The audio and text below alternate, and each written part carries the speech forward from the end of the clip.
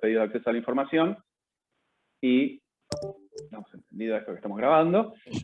Y, lógicamente, también hemos hecho un recurso de amparo que actualmente se encuentra en la Cámara y estamos esperando su resolución desde el 26 de marzo, que está en la Cámara y ya está bastante vencido, con los temas de los plazos de la Ley Administrativa de Procedimientos Administrativos de la Ciudad Autónoma de Buenos Aires.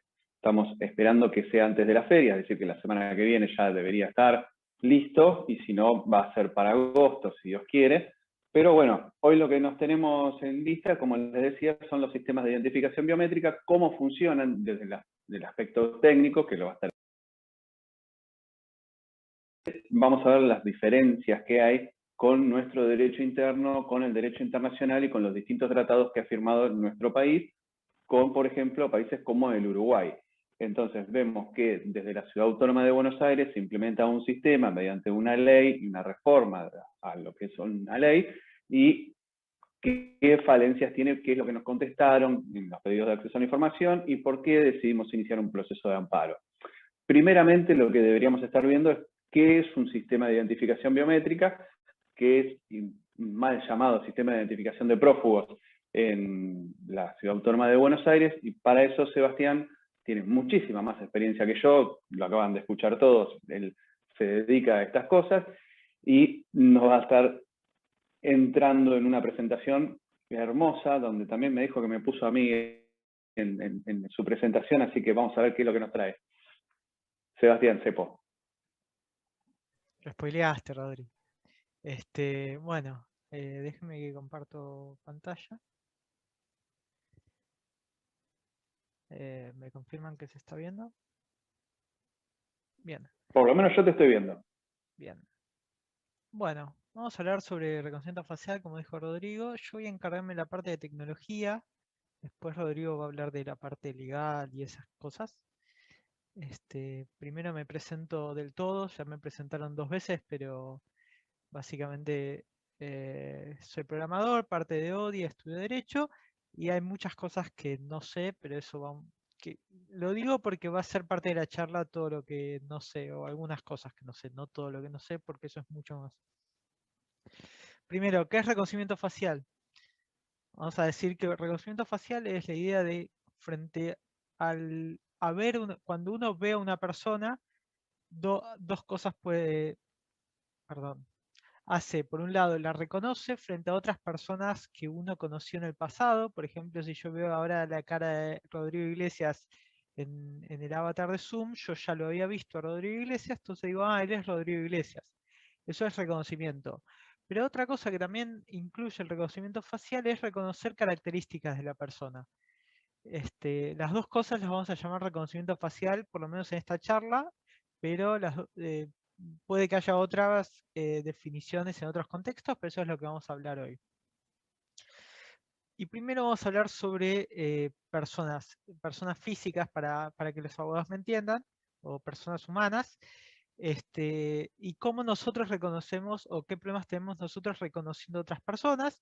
Por ejemplo, existe la prosopagnosia, creo que lo dije bien, aunque un poquito, que es la incapacidad de reconocer gente. Yo en particular me cuesta bastante cuando me dicen, ah, ese es el actor de tal otra película, nunca me parece, pero bueno, nada, tema personal de vuelta, más de presentación. Vamos a hacer un breve repaso de la fotografía, que el breve es muy breve, porque vamos a decir que existe la fotografía desde el siglo XIX y que en algún momento hubo una decisión de quien desarrollaba la tecnología de optimizar para colores de piel claros. Aclaro que voy a hablar de color de piel claro y color de piel oscuro porque lo que nos interesa a lo largo de la charla es colores y cosas de ese estilo, y no voy a meterme tanto en usar terminología más específica. Eh, pero lo importante es que hubo una decisión de parte de la gente que desarrollaba la tecnología de la fotografía de optimizar para, por ejemplo, contrastes. Yo particularmente no entiendo bien del tema, no sé cómo funciona la fotografía, sé que hay tiempo de exposición y cosas de estilo, pero sé que hubo una decisión de quien lo desarrolló de optimizar para ciertas personas. hay hay un sesgo que tenemos los humanos que se llama In-Group Advantage, que es como ventaja para los mismos grupos, que significa que cuando ves a alguien, le identificás mejor si pertenece al mismo grupo que vos.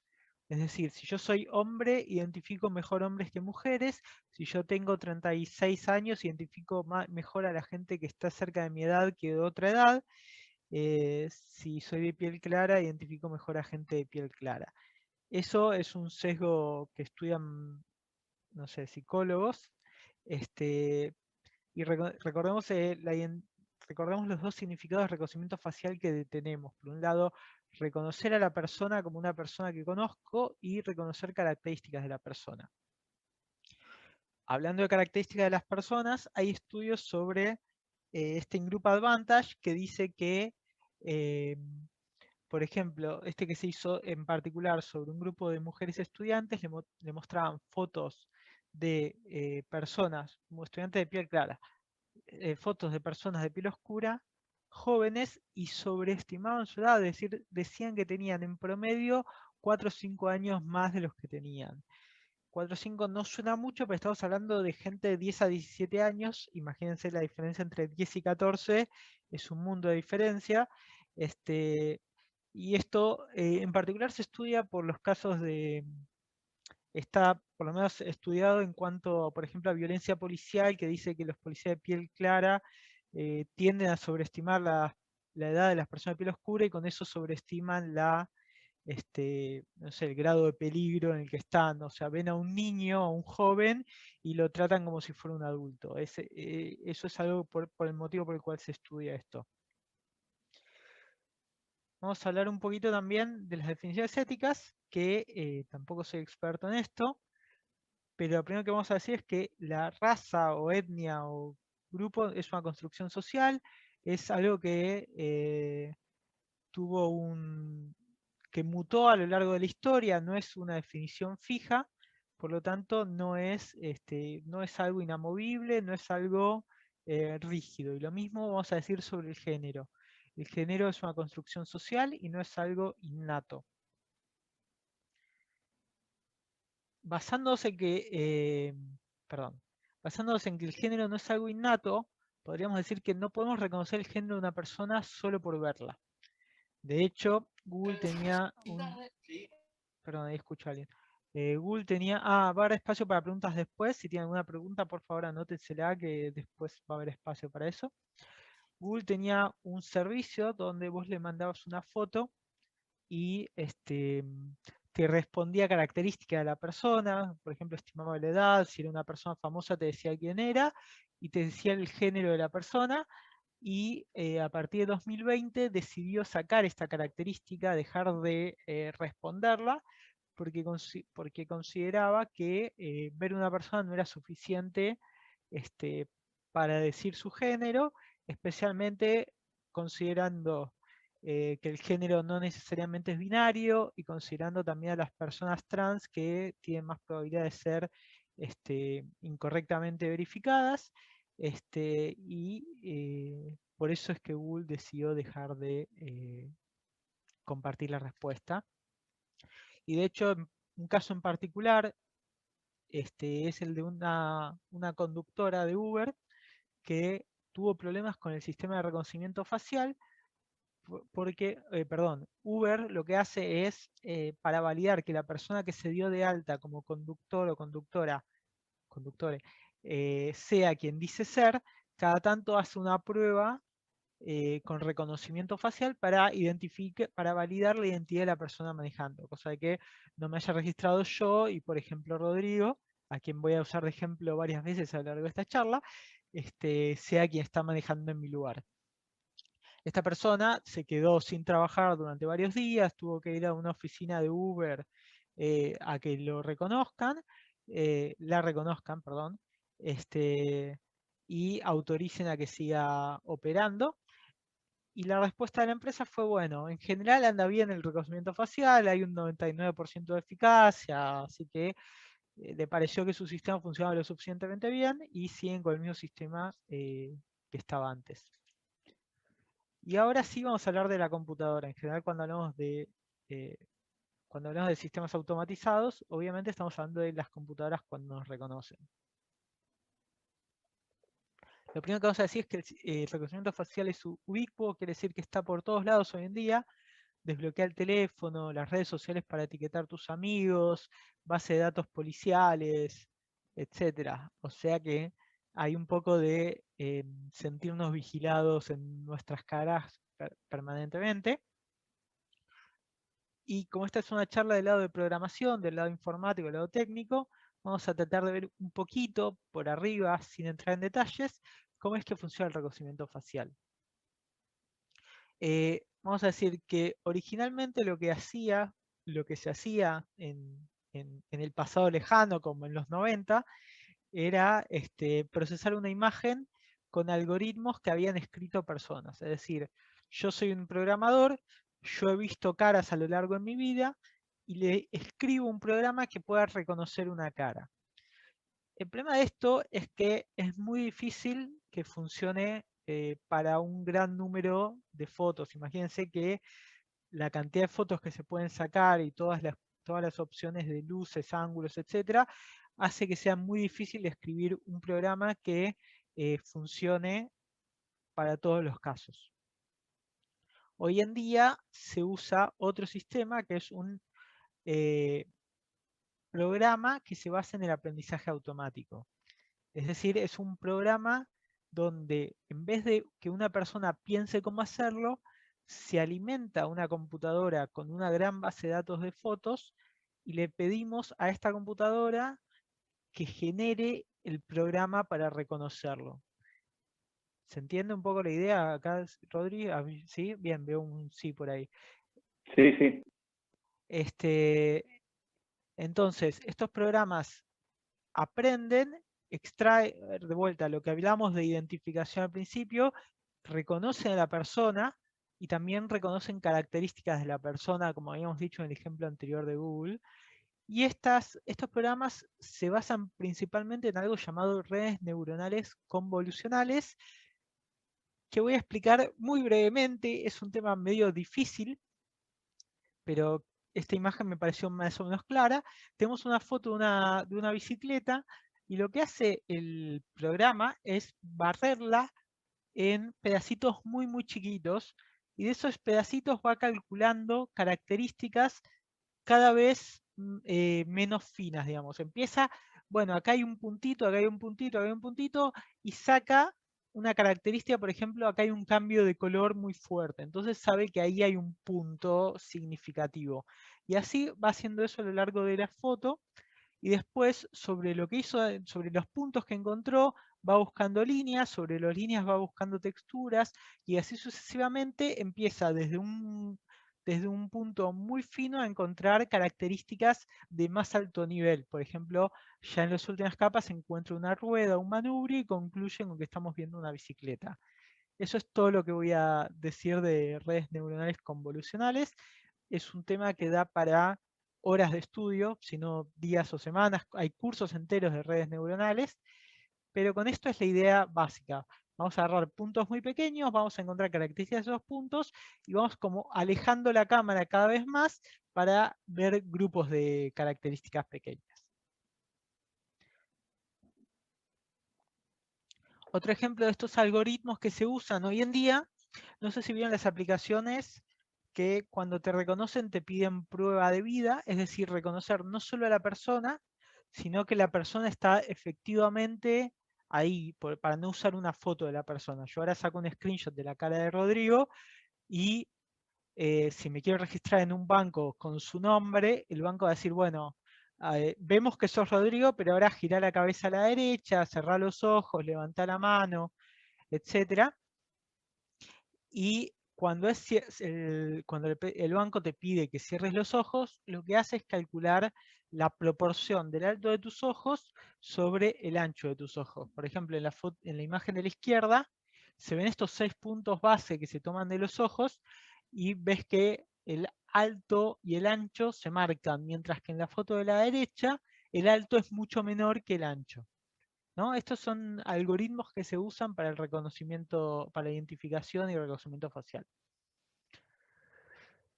Ahora sí vamos a los problemas.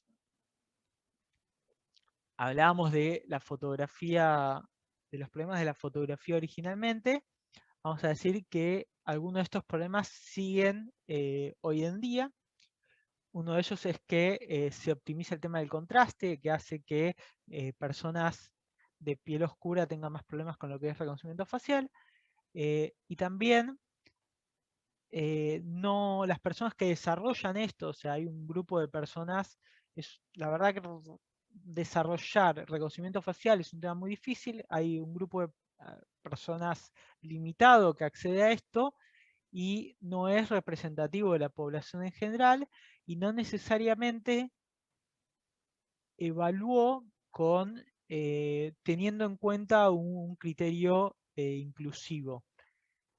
No solo eso, sino que las bases de datos que se usaron en general estaban sesgados y subrepresentan a mujeres y personas de piel oscura.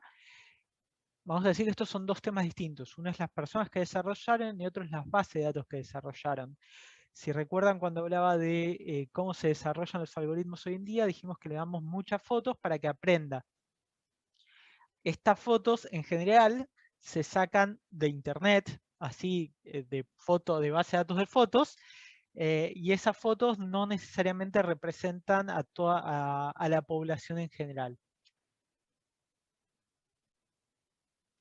Vamos a ver sobre Microsoft en particular, tiene un algoritmo de reconocimiento facial, donde se evaluó en particular qué errores tenía, y en la evaluación de género daba un 6% de error, y en la intersección de género y color de piel tenía 0% de error, o sea, cada vez que había un hombre de piel clara lo identificaba correctamente, mientras que a las mujeres de piel oscura las identificaba incorrectamente un 20% de las veces. Se ve como lo desparejo de los resultados y esto se origina por las bases de datos sesgadas. Y no solo esto, sino que esto fue una segunda tanda cuando ya le habían advertido de que tenía un problema en sus bases de datos y tomasen acción para mejorarlo, así todos los resultados llevan a un nivel desparejo. Lo mismo, diferencias entre hombres de piel clara y piel oscura fue de 4%, y la diferencia en la estimación de la edad llegó hasta un 30%, lo cual es un montón, ¿no? Digamos, ya habíamos visto lo que hablábamos de In-Group Advantage al principio sobre el reconocimiento de características de personas de tu mismo grupo. Acá estamos hablando de mujeres de piel oscura. Si consideramos que en general quienes desarrollan estos algoritmos son hombres de piel clara, se entiende que es una desventaja del grupo muy grande que tienen. Resultados parecidos se encontraron en el reconocimiento facial que hace Amazon. Se ven, son números muy parecidos. Y ahora hablemos más en detalle sobre estas bases de datos de fotografía. Primero vamos a decir que quien desarrolla una base de datos no necesariamente lo hace para este motivo, simplemente desarrolla base de datos y no necesariamente se encarga de representar a todas las poblaciones de la misma manera. Hay, por ejemplo, una base de datos de celebridades que vamos a ver más adelante, va a mantener los sesgos que hay de protagonistas en las películas y series que son más populares. Y eso no es necesariamente representativo de la población en general. ¿Se entiende, no? El tema de que no es, por eso, por cosas así es que no funciona igual de bien para todas las personas, porque las bases de datos no representan a todas las personas por igual. No solo eso, sino que estas bases de datos, como no están hechas para evaluar el desempeño, no necesariamente están catalogadas todas las características que puedan ser relevantes. Por ejemplo, lo que dice, todo esto lo sacó de distintos papers, después van a estar la bibliografía usada, pero las 10 bases de datos más conocidas no tenían etiquetado el color de piel de las personas. Entonces, lo que no se mide no se puede mejorar, es decir, si no sabes que falla el reconocimiento del color de piel, no podés saber que está mal y que tenés que mejorarlo. O tampoco sabes cómo mejorarlo, porque no tenés esta información. Base de datos públicas, la de Microsoft, que tiene, vemos acá la sobrerepresentación de personas caucásicas y por otro lado, latinos, estamos hablando de 2 cada 10.000 personas que tiene la base de datos. Vemos que hay como una simetría muy fuerte, mucho más de lo que hay en la población mundial, digamos. IMDb Wiki, de vuelta, base de datos de celebridades, tiene 55% de hombres, 43% de mujeres. Hay más de un 10% de diferencia entre géneros. Nada. Y acá, CelebSet, que es una base de datos de fotos de celebridades, podemos ver los distintos grupos, mujeres de piel oscura, hombres de piel clara, etc. Vamos a ver que hombres de piel... vamos a ver, no, nos vamos a centrar acá en el tema de la edad. Veamos principalmente lo que es el azul, vemos que entre 30 y 40 años es donde está la mayor parte de las personas que estamos viendo en esta base de datos de fotos. De hecho, a mí me llamó la atención que había muchas mujeres de piel clara de alrededor de 20 años. Saquen sus propias conclusiones de por qué se puede dar así, pero están sobre representadas en este segmento. Y hay muy poca gente, hay muy pocos niños, hay muy poca gente mayor, ¿no? Hay una curva que no necesariamente se condice con la población en general. Y esto también significa, de vuelta, lo que hablamos de Group Advantage, es lo que la base de datos que se usó tiene más personas de esta edad, el algoritmo va a reconocer mejor para gente de esta edad, ¿no? Eso es lo importante de por qué las bases de datos sesgadas son significativas para lo que es reconocimiento facial. Veamos ejemplos. Se me ocurrió ver con quién probarlo y obviamente fue Rodri mi víctima. Entré a su Instagram y acá apliqué se ríe, un algoritmo de reconocimiento facial sobre su cara. Y acá vemos que lo identificó, te busca puntos clave a lo largo de la cara y dibuja cómo es esto. Pero quiero destacar las dos fotos del medio, en particular la de arriba. No sé si ven que se va muy de costado la parte que está a nuestra izquierda, que se va, estoy pensando si es donde está ahora Rodri. Se va muy de costado el algoritmo cuando quiere encontrar los puntos de la cara. Ahí uno puede imaginarse que con la luz que hay en ese momento y el color de la pared, es difícil encontrar el límite estricto entre uno y otro, porque Rodri está muy clarito en esa foto. Lo mismo pasa en la de abajo, pero no tanto, pero vemos ahí que lo reconoce, pero lo reconoce medio mal, se va muy de costado el límite. Después pensé en buscar gente famosa. Acá vemos a Maradona, quizás lo hayan escuchado nombrar alguna vez. Y quiero destacar 3 fotos que están con el recuadro rojo. Arriba a la izquierda, que está levantando la copa, no reconoció su cara. Este es un algoritmo en particular hecho para reconocer caras de frente. En ese caso no la reconoce. Podemos pensar que es porque está obstruida parcialmente por la copa, entonces no ve que hay una cara, lo cual no es un error, simplemente no es lo que está buscando este algoritmo. Este algoritmo es para, por ejemplo, fotos de documentos, cosas de estilo. En la segunda foto, que en realidad es la cuarta de la primera fila, lo vemos como que está caminando hacia atrás con la camiseta de Argentina y vemos que tampoco lo encuentra. Ahí vemos que está bastante frente. Podemos imaginar que es porque la cara está ya muy chica y entonces como que no llega a encontrar las características con tan poco tamaño, lo cual no es terrible, no está bueno. Y la foto de la primera columna, tercera fila, donde está con una pelota sobre la frente. Ahí vemos que tiene el mentón demasiado levantado y no es una foto bien de frente, ¿no? Entonces vemos que estos algoritmos dependen mucho de tener una buena vista de la persona, en particular de acuerdo a cómo fueron entrenados. Este algoritmo en particular fue entrenado para fotos de frente y tiene problemas en ciertos casos. Quise ahora buscar una persona de piel oscura para contrastar con ejemplos parecidos y la primera persona que se me ocurrió fue Alphonse Chamí, delantero de Boca de la época de los 90.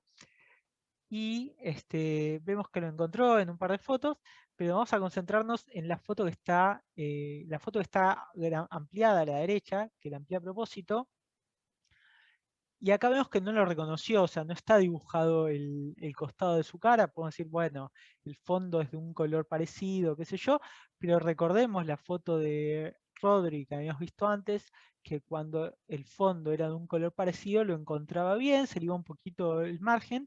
En este caso acá no reconoce que hay, que hay una cara de una persona directamente. Siguiendo en mi búsqueda, no sé si lo conoce a D-Ray, es un activista estadounidense en contra de la violencia policial. Siguiendo en su Instagram, encontré esta foto y cuando le paso el algoritmo, no sé si pueden ver quiénes son los que reconoce y quiénes no. Vemos que el algoritmo también está medio sesgado y acá ya no podemos hablar de que las caras estén obstruidas, el ángulo sea malo. Acá hay un sesgo medio evidente, digamos. Y vamos a ver en las bases de datos de celebridades, acá vemos a Robert Downey Jr., que lo reconoce perfecto, encuentra su cara en el 86.73% de las fotos donde aparecía. Caso 12% restante puede ser que esté medio obstruido. Acá a la izquierda vemos una foto con un casco, digo, bueno, está bien, nadie es perfecto. En el medio vemos una foto que está medio de costado. Está bien, 86% es un número razonable para un algoritmo de reconocimiento facial. Vemos a Angelina Jolie, que tiene un número bastante parecido. De hecho, la encontró en un tono muy azulado. Anda más o menos bien. Chris Rock, comediante, 83% de los casos. No es nada terrible, pero vemos que va bajando. Denzel Washington, 82%. Guppy Goldberg, ya acá estamos entrando en 70%, ya baja drásticamente los resultados. Esta actriz no la conocía yo, Gabourey Sidibe, o como sea que se pronuncia, la verdad no la conocía, pero en este caso ya llega un 63% de eficacia. La verdad es que me puse a buscar y no encontré muchas otras actrices de piel oscura para usar de ejemplo. Pero acá vemos que el porcentaje de éxito es mucho más bajo que el de, por ejemplo, Robert Downey Jr. o Angelina Jolie. Y si recuerda, bueno, este fue un ejemplo famoso de la empresa de fotografías Nikon, que tiene esta funcionalidad que cuando alguien pestañea al momento de sacar la foto te avisa para sacar la foto de vuelta, y vemos que tenía este sesgo con las personas de ojos más rasgados, no sé cómo se dice, que los detectaba como si estuvieran pestañeando cada vez. No sé si se acuerdan que la forma de ver si el ojo está abierto o cerrado es la proporción de ancho sobre alto, y acá vemos que esto te lleva a distintos tipos de problemas. Y acá, perdón, pero acá hay una decisión de diseño detrás. No es la única forma de ver si una persona tiene los ojos cerrados. Uno puede decir, detectemos las pupilas, el iris o algo así, pero de alguna forma se priorizó detectar ancho, ancho sobre alto, sabiendo que eso podía ser un problema para ciertas personas. Conclusión. La tecnología de reconocimiento facial existe, es ubicua, se usa cada vez más, tiene sesgos, y hay un problema que nosotros acá estamos hablando, o la mayoría de los ejemplos, si no todos, estamos hablando de poblaciones que son bastante grandes. Es decir, hay más mujeres que hombres en el mundo, hay mucha gente con piel oscura en el mundo. Si vamos a grupos cada vez más pequeños, los problemas son mayores y ya no va a alcanzar solamente con mejorar la muestra de tu base de datos. Digo, porque hay poblaciones donde vas a llegar a un límite porque no vas a tener más datos que buscar. Y cuando hablas de interseccionalidad, el problema, que quiere decir de tener dos o más de estas características minoritarias, el problema se hace todavía más difícil. Eso es toda la charla. Les agradezco mucho que hayan venido, hayan llegado hasta acá. Acá están las redes sociales de ODIA. Básicamente en todos lados somos ODIA ASOC. Y abro el espacio para... Está mi mail, si quieren los slides o algo así, o escribirme algo después, cepo0010@gmail.com, y abro el espacio para preguntas, o si Rodri quiere agregar algo antes, te doy permiso. A ver, no te lo vas a llevar tan de arriba, Sepo. Te voy a tener que usar mucho y vamos a hacer una bajada de línea más al ámbito local, a lo que a nosotros nos compete en cuanto al Observatorio de Derecho Informático. La introducción en la parte técnica es para que ustedes vean también toda la parte de porcentuales, cómo funciona, cómo se alimenta, qué es lo que aprende, cómo aprende. Y cuando nosotros empezamos a decir, bueno, si un sistema de identificación de prófugos se empieza a utilizar en la Ciudad Autónoma de Buenos Aires, tiene que ser positivo, tiene que ser bárbaro, porque lo vamos a usar para identificar personas que están fugándose de la justicia.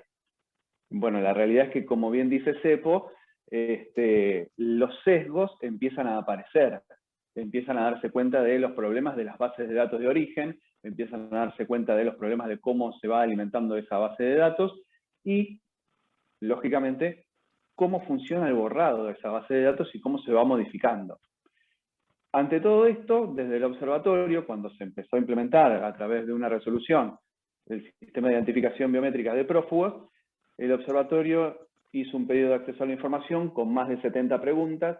Lógicamente, desde el gobierno de la ciudad no contestaron de forma completa estas 76 preguntas, y nosotros lo que hicimos fue volver a solicitar qué era que estaba pasando con esas preguntas que no contestaban, dado que el acceso a la información pública es un derecho que tenemos todos, y nos vimos en la obligación de, al repreguntar y no tener respuestas contundentes, concluyentes y certeras, iniciar un proceso judicial.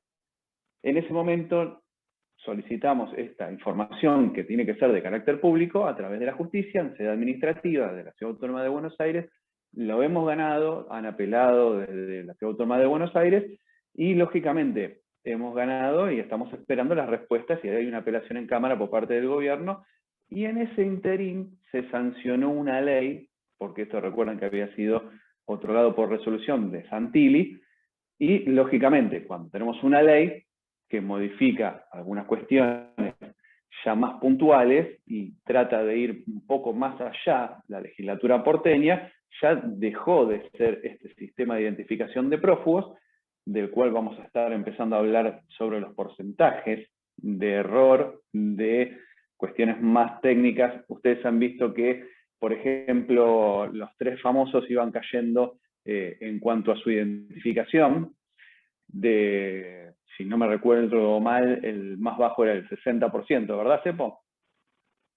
Bárbaro. Yo tampoco conozco a la actriz, yo soy muy malo para esas cosas, la verdad que sé que hay 2 o 3 que hay muchos problemas en cuanto a obtener imágenes y los fondos y demás, pero uno puede decir, bueno, la base de datos del sistema de prófugos de la Ciudad Autónoma de Buenos Aires debe ser correcto. Bueno, la verdad es que no es correcto.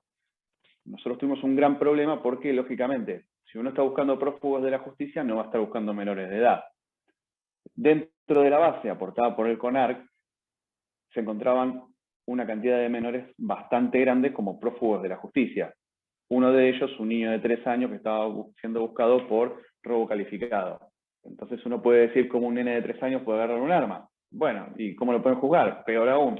Entonces la alimentación de esa inteligencia artificial, vemos que la base de datos no estaba bien depurada. Con lo cual, tenemos un gran problema. Sepo, ¿me querés tirar una pregunta así No, mal? quiero agregar algo, que reconocimiento facial, no sé si se acuerdan que esta base de datos estaba entrenada con fotos frontales, y nosotros preguntamos con qué base de datos estaba entrenado, lo cual obviamente la ciudad no nos respondió porque dice que el sistema es privativo, pero tengan en cuenta que lo que se usa son las cámaras de vigilancia de la ciudad de Buenos Aires, las cuales no son las que tengan la mejor calidad, la mejor iluminación, y entonces va a ser muy difícil que pueda identificar correctamente a las personas. Entendamos cuando dices privativo, para aquellos que no están al tanto de qué significa privativo o libre, muchas de las respuestas que nos dieron nos indican que no pueden indicarnos los aspectos técnicos ni de programación, ni de cómo borran, ni demás, porque se encuentra resguardado por la ley de propiedad intelectual.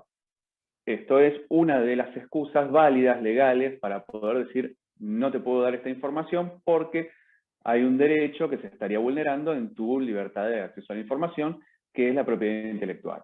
Entonces, Lógicamente, hay situaciones donde uno puede decir, bueno, yo quiero saber cómo está la identificación biométrica, dado que podría ser un desarrollo nacional, un desarrollo educativo de alguna universidad y demás. Lamentablemente esto no fue así, se contrató a una empresa que se resguarda dentro del derecho de propiedad intelectual para no brindar la información de cómo funciona este sistema.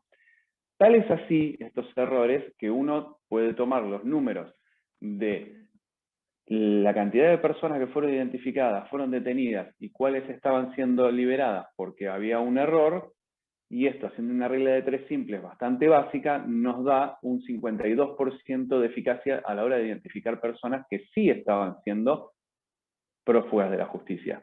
Entonces ya tenemos que hay menores dentro de la base, reconocieron que habían un menor de 3 años con una supuestamente estaba prófugo de la justicia por robo calificado, hasta que esa base fue observada por una ONG de origen inglés, Human Rights Watch, y encontró que habían 26 menores.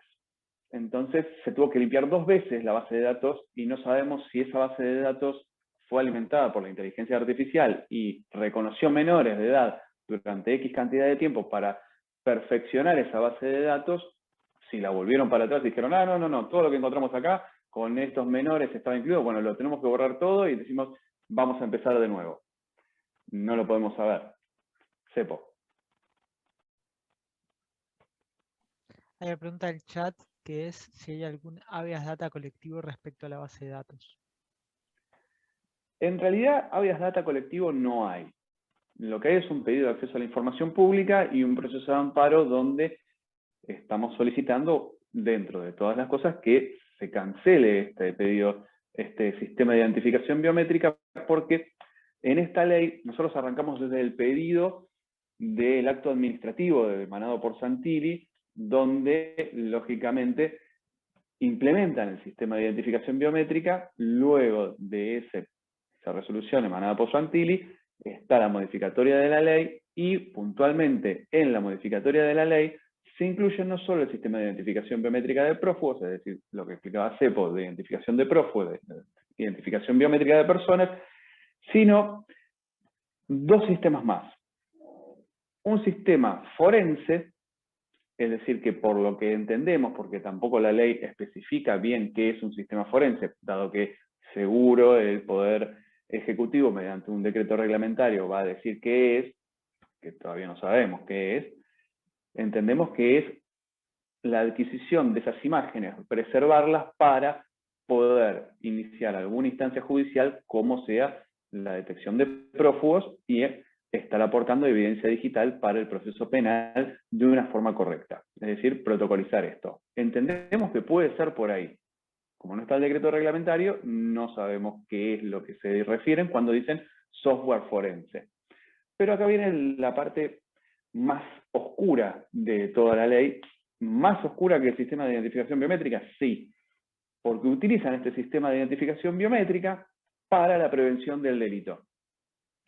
Entonces se estaría vulnerando nuestro derecho a reunión, porque nos estarían reconociendo todo el tiempo y hay que ver qué es prevención del delito en cuanto a un sistema de identificación biométrica. Hay 2 personas juntas y bueno, porque tiene una botella en la mano, posiblemente puedan tirar esa botella. Es muy difícil y está ligado a este decreto reglamentario. Entonces tenemos una situación de, si se quiere, una violación de derechos humanos. Y también, lógico, haciendo un parangón con Alavi, esto es muy, muy notorio cuando estamos los abogados en nuestro estudio, concurren nuestros clientes y el deber de secreto de nuestra reunión con nuestro cliente es total.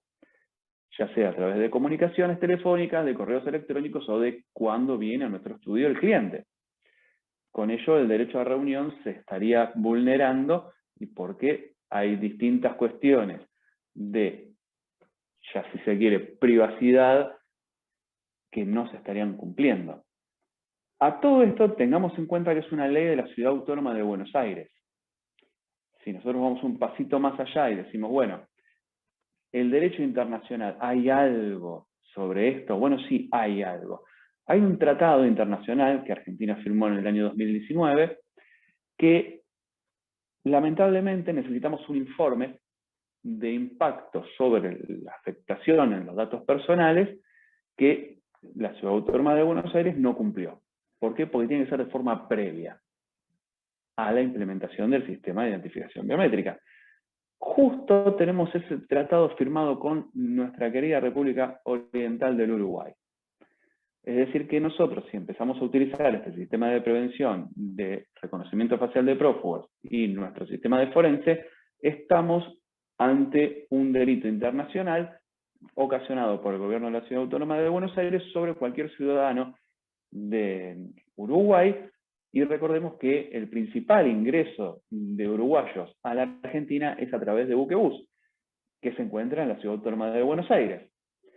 Entonces tenemos un problema bastante grande. Si a esto le sumamos la cantidad de errores, que habíamos hablado del 52%, si le sumamos los defectos que tienen en cuanto a las minorías, porque otro de los problemas que no se metió fue que estas minorías siempre se ven afectadas en cuanto a persecución. Entonces, en otros lugares del mundo se está dando de baja los sistemas de identificación biométrica porque afectan a la integridad y privacidad de las minorías. Son tratadas de forma distinta, de forma particular, de forma especial, y casi siempre son los perseguidos por estos sistemas. ¿Por qué? Porque esas bases de datos son alimentadas por personas blancas, de piel clara, como dice Cepo, que tiene toda la razón del mundo. Y lógico, cuando nosotros vemos comunidades, minorías y demás, la afectación en sus derechos humanos, que nosotros sí tenemos con jerarquía constitucional, son amplísimos. Esto en cuanto a la parte de derecho de fondo.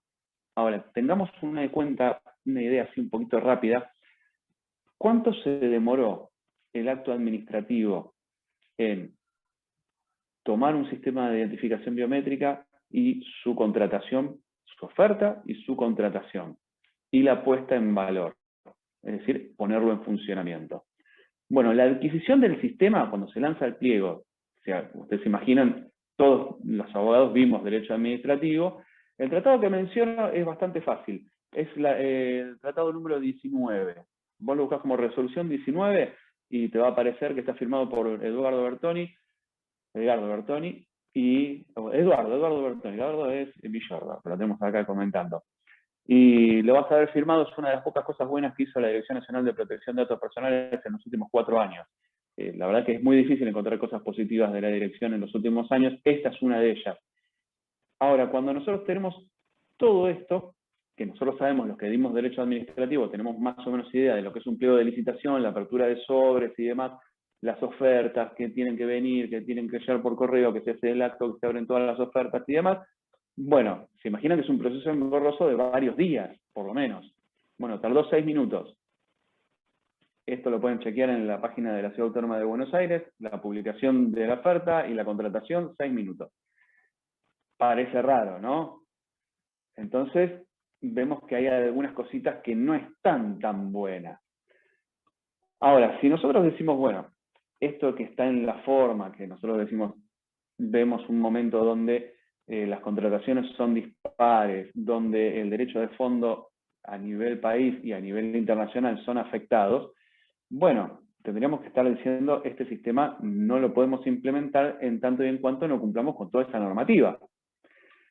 Esto el Estado, el Poder Ejecutivo de la Ciudad Autónoma de Buenos Aires lo sabe, lo tiene en cuenta, y el Poder Judicial también lo sabe, lo tiene en cuenta, y lógicamente cuando nosotros iniciamos el proceso de amparo nos recibimos un hermoso rechazo in limine, el primero en mi vida, hace más de 10 años que ejerzo, y es el primero que tengo un rechazo in limine de algo, y nos llevamos una sorpresa bastante fuerte.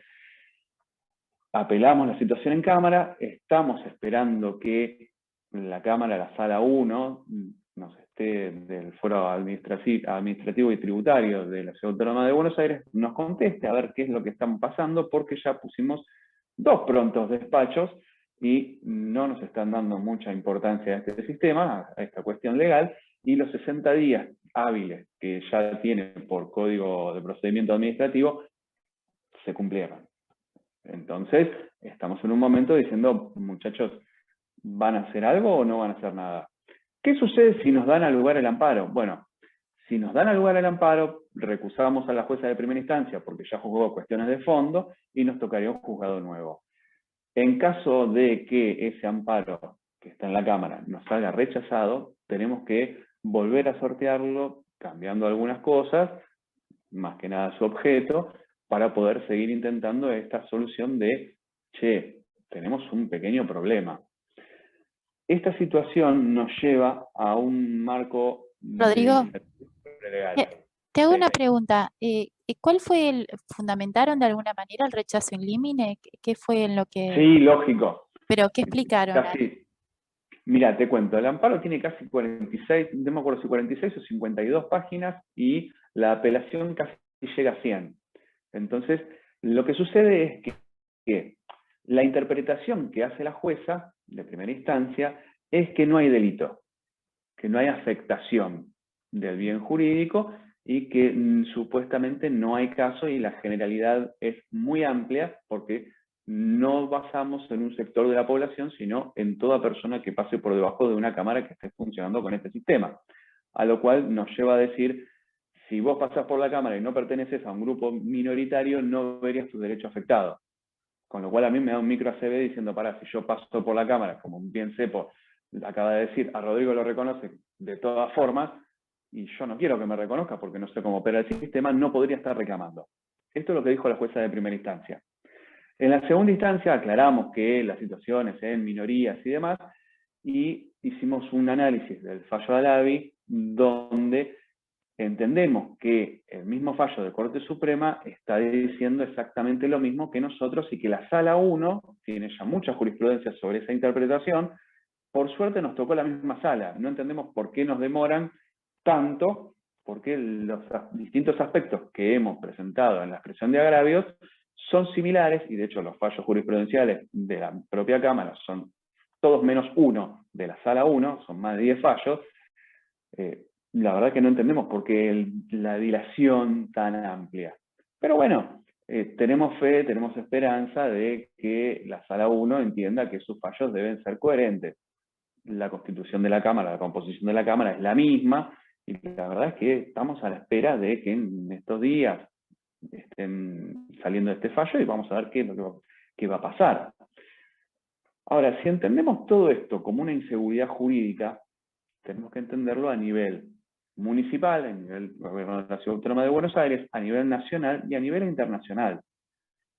Con esto también se abre una veta de presentar un recurso ante la Corte Interamericana de Derechos Humanos, con lo cual la Argentina sería sancionada por un incumplimiento de la Ciudad Autónoma de Buenos Aires.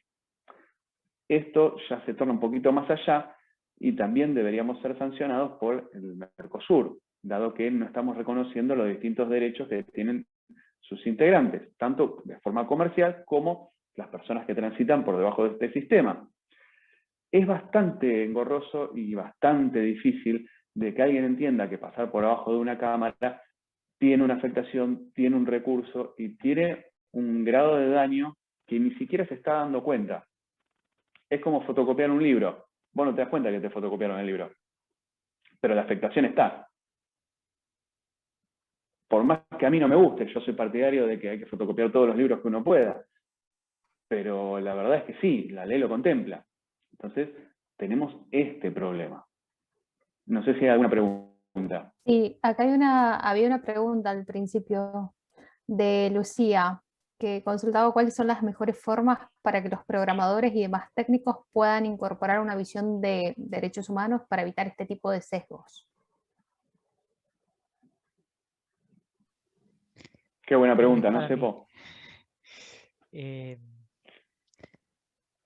Es una pregunta difícil. A ver, lo que yo dije en la charla era que lo que no se mide no se puede mejorar. Entonces, por lo pronto, tenerlo en cuenta y tratar de reducir el error para las minorías. Empezando por ahí, digamos, ¿no? Después vas a encontrarte problemas estructurales, como marcaba en mi conclusión, de que van a haber grupos que son muy minoritarios.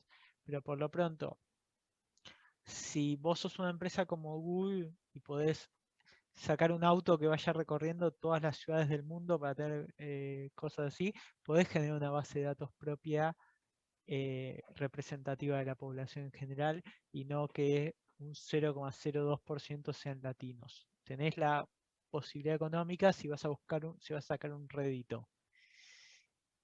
Lo mismo, Microsoft, cuando le advirtieron de esto, mejoró sus resultados. Entonces, hay un tema que es en parte negligencia y un tema de que el problema sea difícil. Están las dos, pero ni siquiera corregimos la negligencia todavía. ¿Puedo? A ver, cuando recién vi la pregunta que iba orientado a las cámaras que están en vía pública. Hay distintos fallos sobre las cuestiones de obtención de imágenes en vía pública por parte de los distintos estados, distintos municipios y distintas provincias. Es cierto que las cámaras de videovigilancia tuvieron un fallo a favor de que se pueden implementar y hay distintas leyes según las jurisdicciones donde se reconoce la utilización y el bien afectado es nulo en pos de la seguridad pública.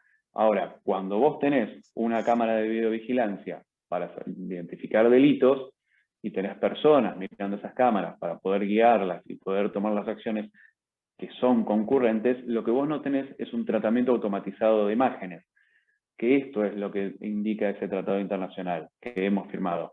Cómo debe ser utilizado un sistema informático de tratamiento de imágenes, valga la redundancia, automático.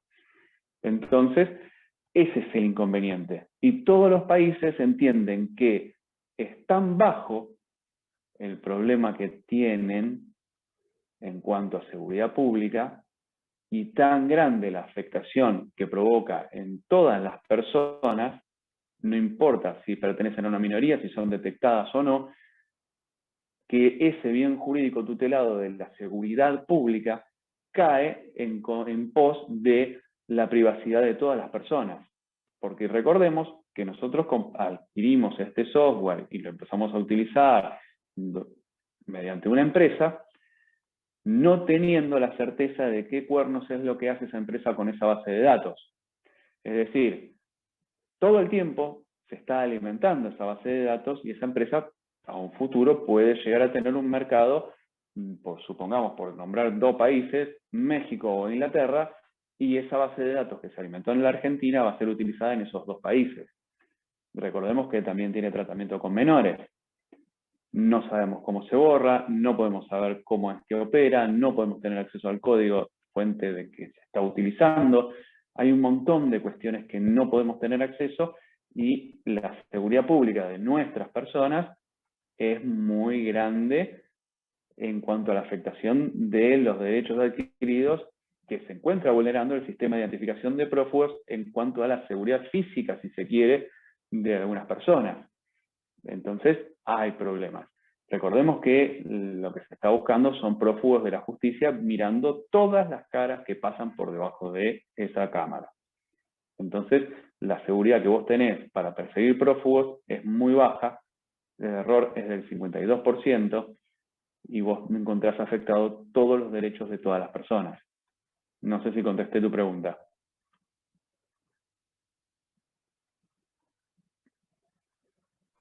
Yo creo que está perfecto lo que estás diciendo, o sea, es completísimo.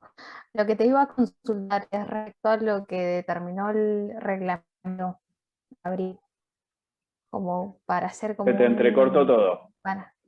Perdón, lo que se estableció en el reglamento europeo en abril, o sea, en el reglamento que salió en abril, que determina justamente sobre la identificación biométrica, o sea, que determina que está prohibida a distancia, y además que habla de lo de que esté prohibido el cruzamiento de datos, pero pone la Sí. excepción de la seguridad, justamente. Sí, lo que vos tenés es una prohibición a distancia de un montón de cosas, y lógicamente la ley europea te va a pedir que vos realices un informe, un análisis de impacto de los datos personales de identificación biométrica previo a la utilización de ese sistema, a ver qué afectación tienen los datos personales con tu sistema.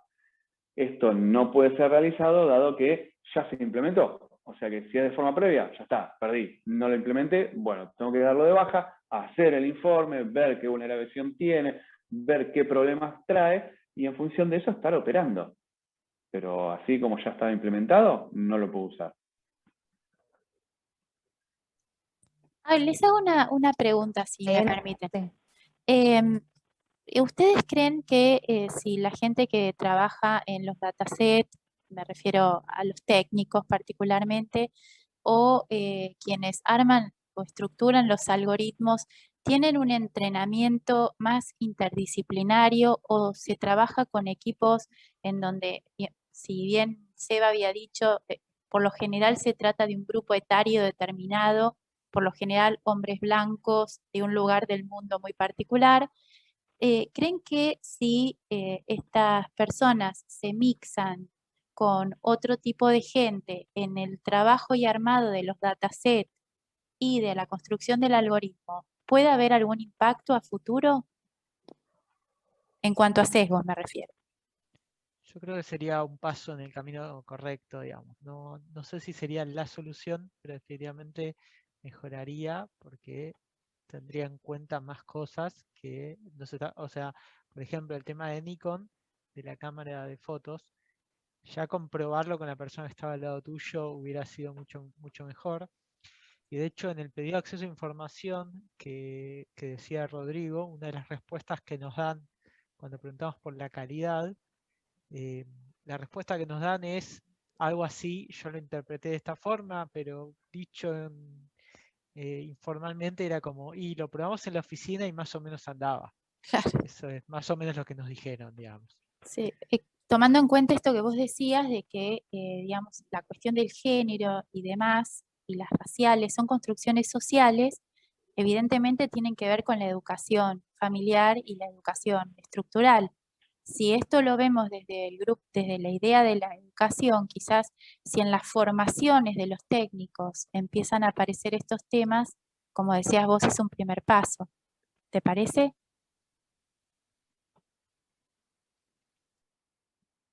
Sí, estoy de acuerdo con lo que decís.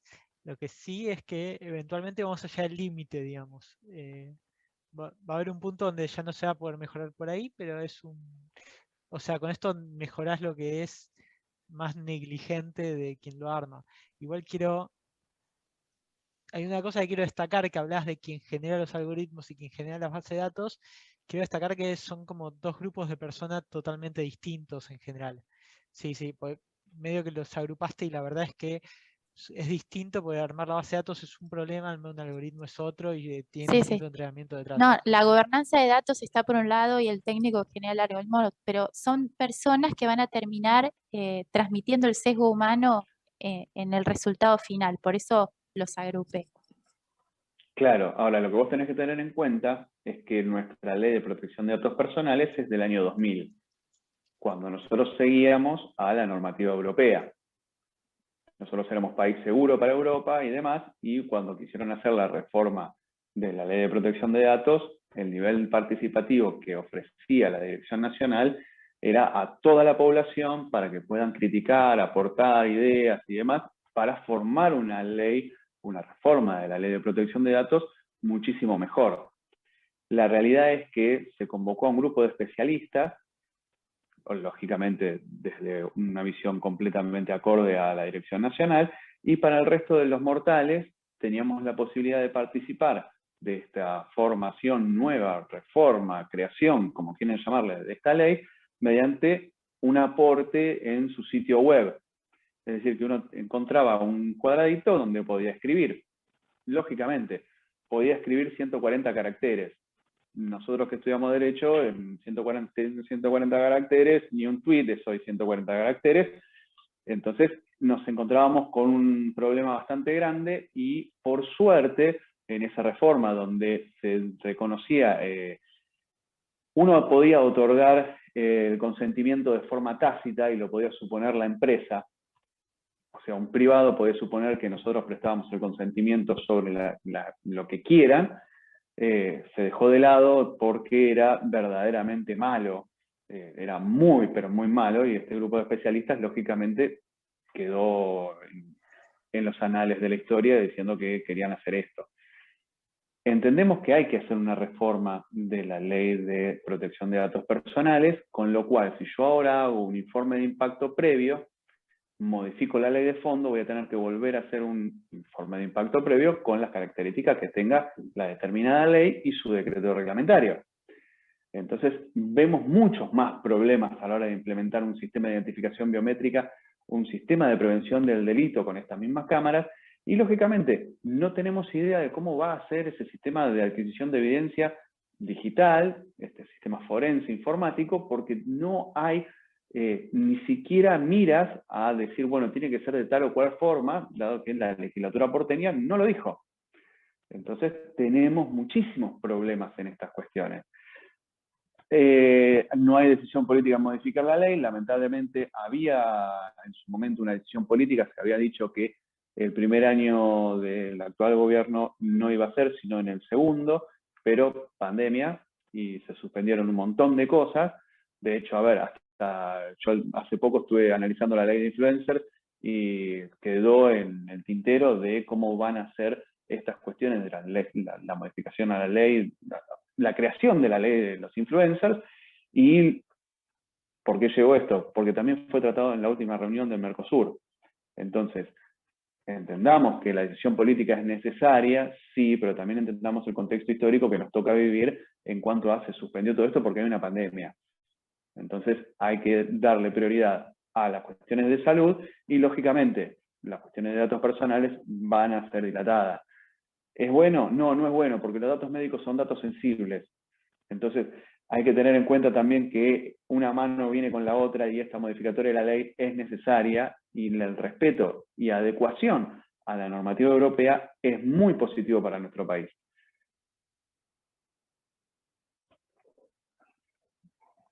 Perfecto, Rodri, buenísimo.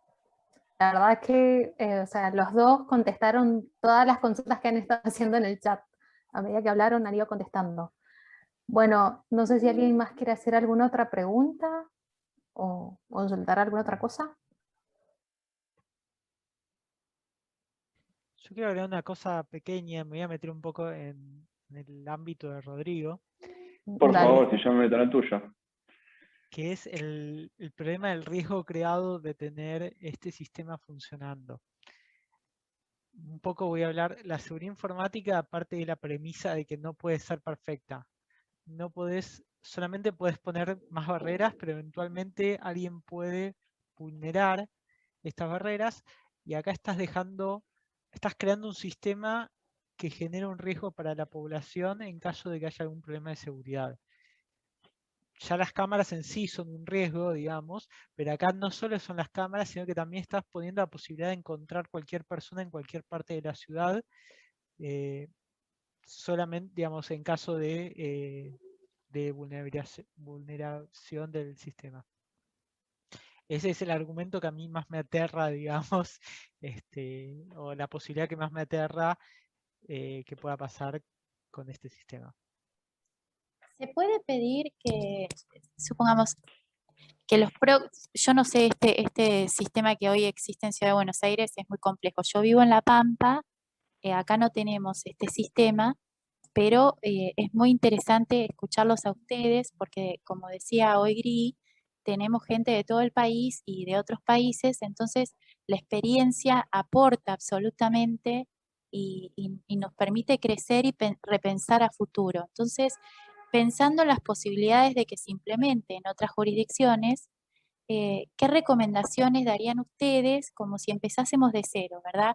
Pensar en que los sistemas sean trazables, ¿no? Que haya una explicación, que se paute cómo va a ser el uso de los datos, que no se pueden compartir con terceros, que no se puede perfilar o qué tipo de perfil se puede hacer y qué otro no. ¿Qué recomendarían ustedes si se implementase de cero? Imaginen que no pasó nada todavía y que hay que comenzar. ¿Qué sería lo primero?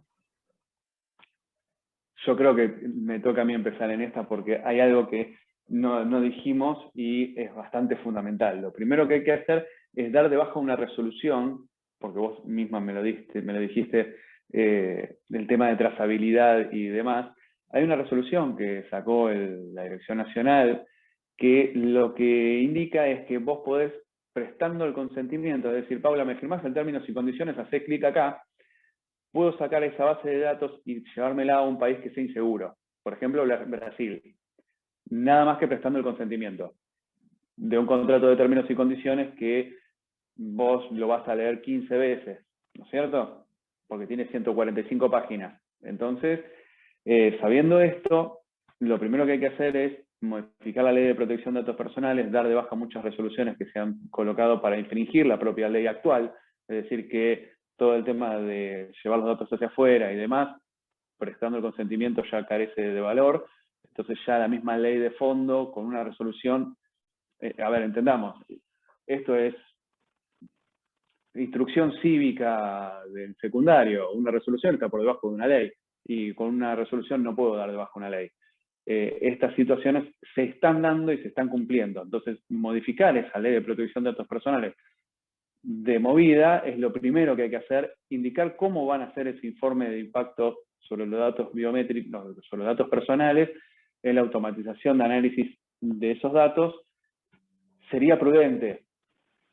¿Cómo lo van a hacer? Bueno, ahí es donde había que generar un montón de cosas para saber cómo es que lo van a hacer. Si tomamos la normativa española, por ejemplo, de base para poder hacer ese informe de impacto, bueno, tenemos un punto hacia adelante, pero la realidad es que tenemos que sentar los legisladores y empezar a hacerlos trabajar un poquito sobre estos temas, y recién ahí podemos empezar a pensar en cuestiones técnicas.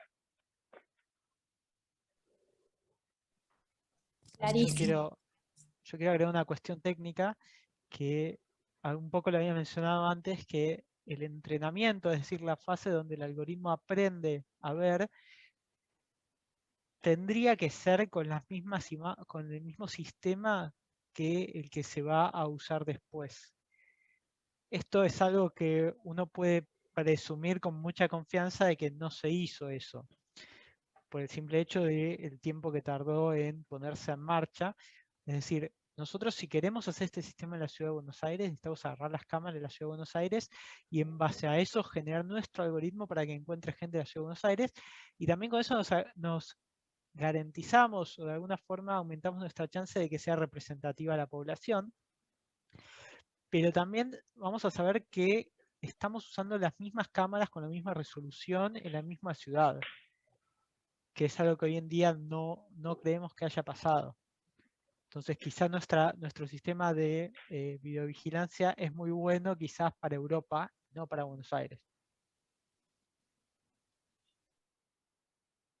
Paz, estás levantando la mano ahí que te veo. Hola, sí, buenas tardes. Buenas tardes. No pude estar en toda la charla, pido 1000 disculpas, yo soy parte del semillero. No te preocupes.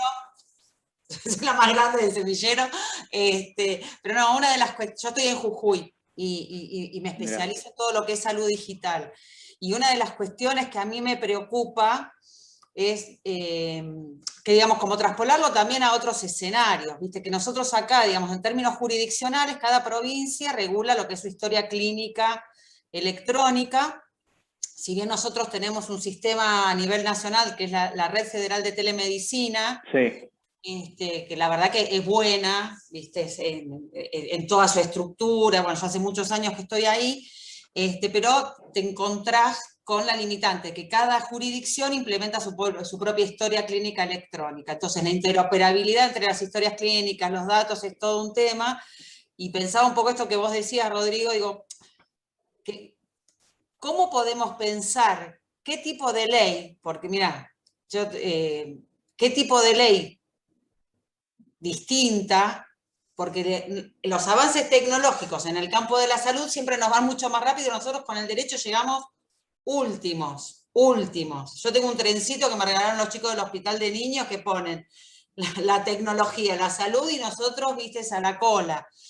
Y es todo un tema, porque incluso con esto de la pandemia, los médicos salieron todos por una cuestión ética, a ejercer la profesión sin tener resguardos legales, ¿no? Y entonces muchas veces nos preguntamos nosotros cómo poder pensar un tipo de norma dinámica, porque si vos decís tengo que estar siempre sujeto a la ley, estamos en el horno, Y la verdad que es todo un tema. Vos recién mencionabas el consentimiento y nosotros estamos trabajando mucho con un enfoque de derecho preventivo, con inversión de Claro. carga de la prueba, ¿viste?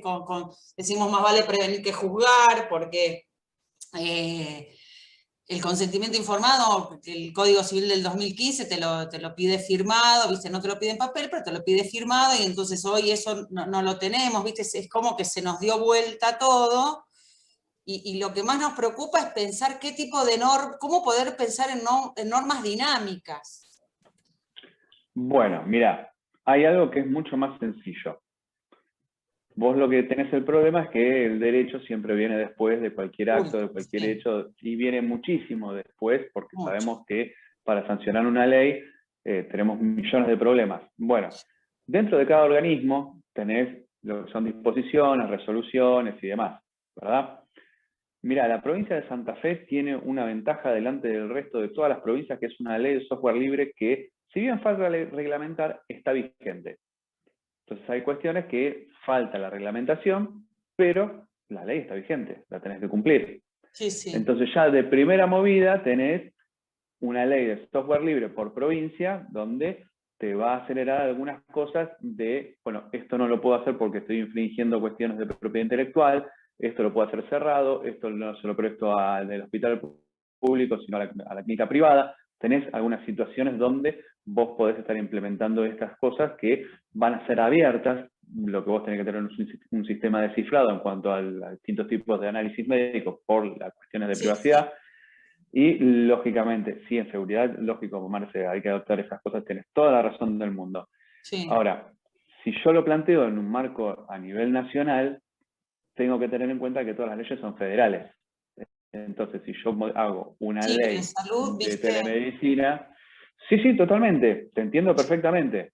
Si yo lo hago con una ley de historia clínica digital como corresponde, y tengo que modificar, que seguramente también sabrás, la ley del paciente, que tiene muchísimos problemas, justamente con el consentimiento. Entonces necesito puntualmente tener una relación entre las distintas provincias, los distintos municipios y el país a su nivel federal en cuanto a la sanción de leyes, sabiendo que si a mí me pasa algo en Jujuy, en Tierra del Fuego o en cualquier lugar de nuestro país, esa historia clínica digital me puede llegar a salvar la vida.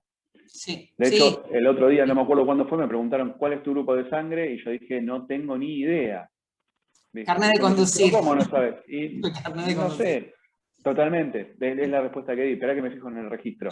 Totalmente. Y la verdad es que cómo puede ser que no tengamos nuestra historia clínica digitalizada de una forma correcta si los datos sensibles están dentro de la ley, si la ley del paciente está, si tenemos la ley de historia clínica digital, y cómo puede ser que no haya una integridad en cuanto a la interpretación de las leyes y sus conceptos por parte de la gente que la va a implementar. Eso quiere decir que la redacción es pésima. Entonces, ¿sabes a qué le estoy dando yo mucho énfasis? Porque, digamos, en la red federal no somos muchos abogados. Está Laura Pizzi de Chubut, estoy yo, digamos, ahora está la diplomatura de telesalud, somos poquitos, está Laura Vilot, o sea, somos poquitos los que estamos especializados en el tema. Al acuerdo de confidencialidad, que nunca se le dio bolilla, ¿no? Porque vos, dentro de la estructura de los sistemas de salud, nada, vos tenés, viste, que sí, el secreto profesional del médico, la relación médico-paciente de uno a uno ya no existe más, tenés el financiador, tenés el administrativo, tenés otra de gente, ¿no? Que tiene acceso a estos datos que, como vos decías bien, son datos sensibles, y entonces le estoy dando mucha entidad a no solo el consentimiento como derecho, proceso e instrumento, sino que el acuerdo de confidencialidad, que todos tienen que firmar acuerdos de confidencialidad. Ahora, vos imaginate esto. Vos tenés estos problemas con los datos médicos, ¿sí? Que todos sabemos que son datos sensibles. Sensibles, sí. Bueno, ¿sabés cuál es el dato más sensible que tiene una persona? No sé si voy a dar la respuesta correcta. No importa, acá estamos para equivocarnos, quédate tranquila. Nadie es perfecto y todos nos podemos equivocar. El dato más sensible de las personas son los datos biométricos y su imagen. No la puedes cambiar. Claro. Entonces, imagínate el problema que estamos planteando si vos me decís, tengo muchísimos inconvenientes con los datos sensibles, Yo te digo, pará, te Sí. estoy diciendo que hay un montón de problemas con los datos más sensibles que tiene una persona. Bueno, pero yo digo, es imagen, datos e información. Son las tres cuestiones, digamos, es el paquete. Es el paquete porque encima te corre video, te corre, digamos, en una consulta, qué sé yo, de lo que sea, yo te puedo decir que veo de todo, que no debiera haber de todo, yo. Totalmente. Veo de todo. Pero es el paquete. Y el acuerdo de confidencialidad es como una forma, no es absoluta, pero sí ir metiendo en la cabeza de los equipos de salud que el acuerdo de confidencialidad también es una forma de comprometerse a garantizar la protección de estos datos. Porque si no piensan que nada más es el médico el que tiene que cumplir con esto. ¿Viste? Sí, alguien tiene que recordarlo. Es un buen inicio. Ahora, después tenemos que ver del lado de base de datos, del lado de tratamiento y demás, cómo es que están garantizando esa seguridad y demás. Porque a mí me llegan los análisis de sangre por PDF. A ver. Decís, che, pero ¿cómo? No, y los financiadores, vos tenés los programas nacionales, el programa Redes que financia, pero para eso tenés que nominalizar, para eso tenés que mandar un montón de información de los programas de enfermedades crónicas no transmisibles, de HIV, ¿viste? La Totalmente. data vuela. Y hay leyes especiales con respecto a eso. Y en los lugares chicos tiene un peso que la data tenga tanta gente que lo maneja. Bueno, ahora vos imaginate si tenés un sistema de identificación biométrica en Jujuy con todos los problemas que vos ya sabés que hay con los datos médicos que son sensibles. Sí, no. Se complica. Sí. Sí. Sí. No sé qué tipo, la verdad que nos cuesta mucho pensar qué tipo de... Yo quiero una ley dinámica, ¿no? Bueno, mirá, en la década del 90... falta el dinamismo de la gente que la deba producir, ¿no? No, bueno, por eso digo. En principio falta eso y Uno tiene que hacer un poco de historia. y el proceso. En la década del 90, en la década del 90 se intentó hacer un código, como hay de derecho civil, como hay de derecho penal y demás, de derecho informático. La realidad es que el derecho informático es una rama transversal que atraviesa, para la redundancia, todas las áreas del derecho y sería más engorroso todavía. La verdad es que la sanción de leyes y las distintas disposiciones a la hora de tener, por ejemplo, decretos de procedimiento, resoluciones o disposiciones, hacen que sea dinámico. El gran problema es que cuando cambian las administraciones, cambian las disposiciones, cambian las resoluciones, cambia todo, y por cuestiones políticas ajenas a todos nosotros, se terminan cambiando de factores y demás, cosas que quizás estuvieron bien. A ver, las que estuvieron mal las dejan. Y te hago una pregunta, y pensar, viste que muchos, qué sé yo, los estándares, los lineamientos, digamos, como porque eso tiene como otra movilidad. Sí. ¿No? Viste, por ejemplo, nosotros nos estamos manejando con unos estándares, unas recomendaciones, que igual, a ver, por ejemplo, una de las recomendaciones es no usar WhatsApp, no decirle al sistema médico que no use WhatsApp, entonces digo, no es no decirle, busquemos cómo lo podemos proteger, porque también, viste, fue todo un tema. Entonces, nada, bueno, ¿sabés qué? Le mandábamos copete. Cuando te aparecía el paciente diciendo buen día, doctor, ya le mandabas el copete diciendo todo lo que sucede acá, ¿no? Va a ser parte del acto médico. 3 renglones, que no es, a ver, no cubre. Pero habría que ver bien el caso. hubo que salir con un montón de cosas que ni pensábamos. Sí, te entiendo perfectamente. Vos imaginate que nosotros estamos diciendo que no entendemos cómo van a hacer la prevención del delito y que se lo están dejando al Poder Ejecutivo de la Ciudad Autónoma de Buenos Aires para que lo decida, y la verdad que da un poquito de miedo. Sí. ¿Cómo va a ser el software forense? Y la verdad que no sé, pero lo que sí sé es que la policía de la ciudad utiliza un software forense que es privativo, entonces me estoy metiendo en camisa de 11 varas desde el primer momento. Bueno, también sé que no tienen desarrollo de software en la Ciudad Autónoma de Buenos Aires. Compran todos los enlatados. Sí. Bueno, listo. Tengo otro problema. Sí. Entonces, llevándolo más a lo que tiene que ver a la cuestión de la charla que estamos teniendo hoy, sí, es cierto, necesitamos por lo menos que pase esta pandemia y que nuestros legisladores tengan buenos asesores, consulten y hagan las cosas como debieran. Recordemos que al día de hoy no tenemos un director de la Dirección Nacional. Entonces tenemos distintos problemas ya de base y ya estamos implementando un sistema de identificación biométrica que no es de lo mejor que podríamos tener. El 52% de la gente es bien identificada y el 48% no lo es. Entonces estamos diciendo que casi 5 menores de edad están siendo detenidos de forma ilegal. Esa es la gravedad. Bueno, y acá en Jujuy, mirá, ni hablemos de los sesgos, ¿no? Pero para No otro. sé si alguien más tiene alguna pregunta. ¿Alguien tiene alguna pregunta? ¿La quiere dejar en el chat o hacerla, desmutearse y hacerla directamente? Bienvenido sea. Gracias, Paz. No, gracias a vos. Bueno, a ver. No, están agradeciendo en el chat permanentemente, realmente los han ponderado muchísimo, así que les agradecemos su participación, su predisposición, el tiempo y la claridad con la que nos han comunicado todos sus conocimientos. Gri, No, nada más. bueno, La verdad que fue excelente la charla. Les agradecemos a los dos. muchísimo. Bueno, muchas gracias a ustedes por la invitación, tanto Griselda, Paula, como todos los chicos de Legaltech SID, y agradecerles a todos y todas por estar un día como hoy a esta hora escuchándonos hablar, es para nosotros muy importante. Un placer. Un placer y muy valioso. Bueno, un aplauso virtual. Gracias. Los que estamos con las cámaras encendidas y los despedimos. Pasa Decían- que Legaltech nos da la cara hoy, che. ¿Qué pasa? Nos dejan a unos pocos acá. Muchas gracias, Rodrigo y Seba. Que tengan muy buenas tardes. Chao, nos vemos. Hasta luego.